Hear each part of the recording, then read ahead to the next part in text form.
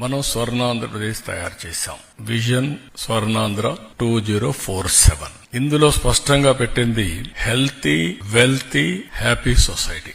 ముందు ఆరోగ్యం ఉండాలి, అదే మరి ఆదాయం కూడా పెంచాలి, ఆనందంగా ఉండాలి. అందుకే అనేక కార్యక్రమాలు తీసుకున్నాం. ఆ కార్యక్రమాలకి ఇది ఎక్కువగా సూట్ అవుతుంది.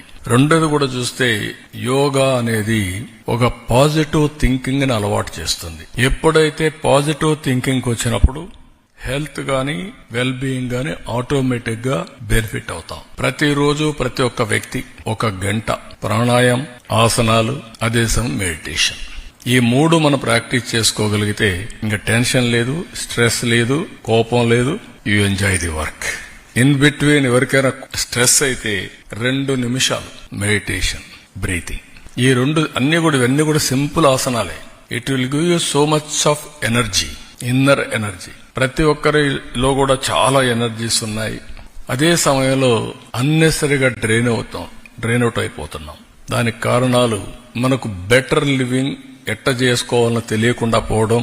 ఈ కాంపిటేటివ్ వరల్డ్ లో స్ట్రెస్ లో ప్రతి ఒక్కరు పడిపోయి అక్కడి నుంచి ఎవరెవరు ఒక్కొక్కసారి ఈ ఎకో సిస్టమ్ లో డిఫరెంట్ ప్లేయర్స్ వచ్చి లా అండ్ ఆర్డర్ క్రియేట్ చేసేవాళ్ళు ఒకరు, లేకుంటే అరాచకాలు చేసేవాళ్ళు ఒకరు.